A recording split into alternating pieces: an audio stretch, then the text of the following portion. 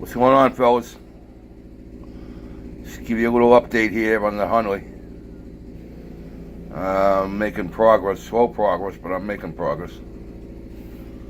The hull.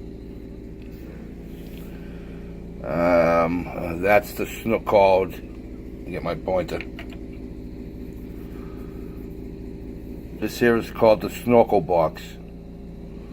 On either side of this are going to be two snorkels that could move. They went up on, and then they could lay them down. It was to bring, one side was to bring good air in, and the other side was used to blow bad air out. But I didn't like the one that they had on here. It looked kind of crappy, so I made my own. Same thing with this up top here. If you notice, I got that's a piece of small round styrene that I have been using this on plastic weld, and you go real careful. It'll melt that plastic, and that's what I've been doing. I did a little bit last night, and I'm going to do a little bit more today. And eventually I will get that down to flatten down almost and fill that seam.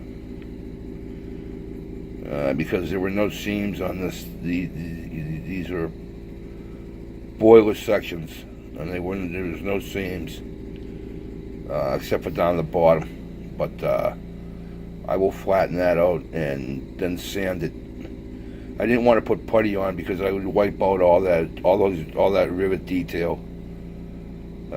And that's a subject for another matter anyway. I'll talk about that on another video.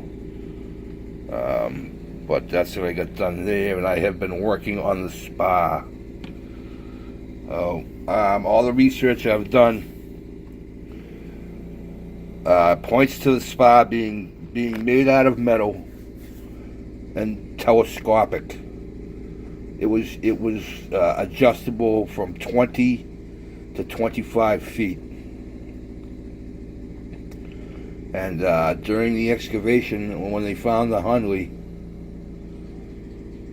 they have found out that the torpedo had still been attached to the spa when it exploded, which means that the guys in the hull were only at the max 25 feet away from that explosion.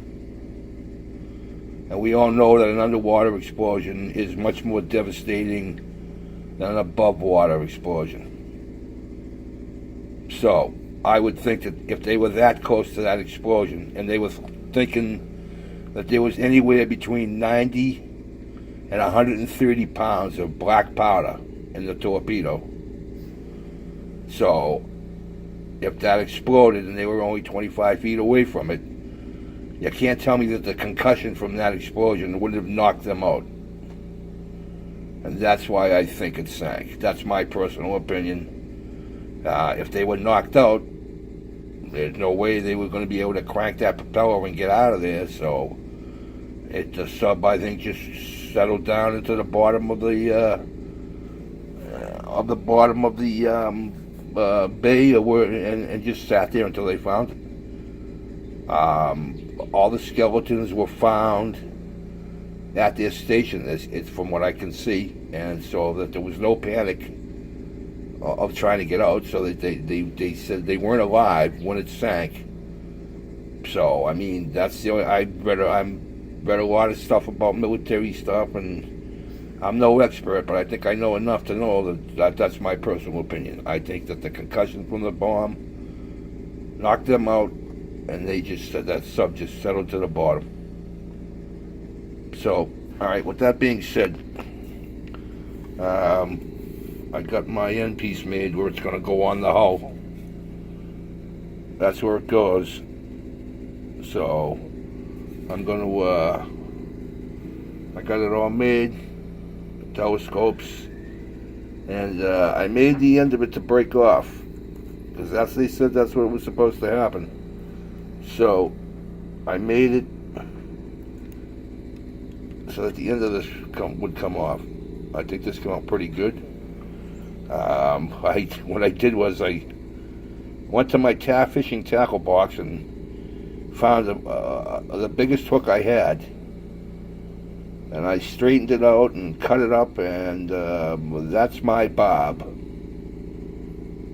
Oh, I think that come out pretty good. Now I got to figure out how to rope this off. I've been looking at so many pictures of the front end of this boat with the spar, and trying to figure out how this is going to work and put it on, and how it was tied off, and so. But that's a whole job in itself. I'm going to say one thing. I am learning a lot. I am learning a lot more about the Hunley than I ever thought. But just an amazing thing with those. And all those guys, except for Dixon, Lieutenant George E. Dixon. Every other guy was a volunteer. So you got to think of that. Oh, and the other thing I made was, look at my breathers. The one on the right was what they gave me in the thing, and this is what I'm going to put on. Yeah, it looks a little taller, but I am actually going to take that piece of copper tubing and push it into the hull. This is where it goes. I have a little bit more work. I gotta file that hole out so that piece of copper will fit in there nice and tight, and then I'll put it in and CA glue around it, and we're all set. And those were watch parts. So I think that's gonna look better, way better than what they gave me.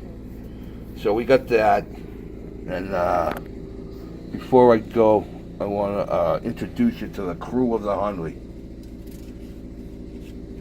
These are the guys that were on her when she sank for the third and final time.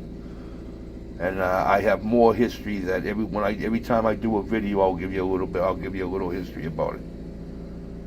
So today we're gonna name the crew, and that started out with Lieutenant George E. Dixon,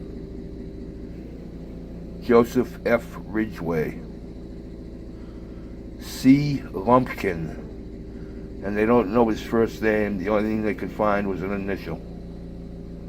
Augustus Miller, James A. Wicks, Arnold Becker, Corporal J. F. Carlson, and Frank Collins. That was the crew. So, but yeah, I'm gonna. This is gonna take a while to do, guys. I'm also thinking. I get crazy, and I'm thinking of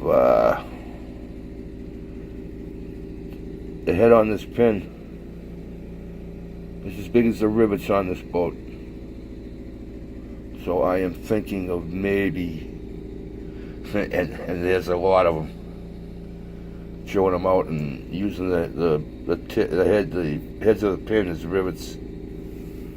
I don't know if I want to get that far into it. I don't have a Dremel. I would be hand drilling all those rivets. You can see them. So I don't know. There's a lot more work that needs to be done. The propeller alone is going to be a job. So, but all right, I got to go. I'm running out of time. Comment. Let me know what you think. Let me know what you don't think. Tomorrow, 4th of July. Have a happy and safe one, please. And I'll talk to you later. Peace out, boys.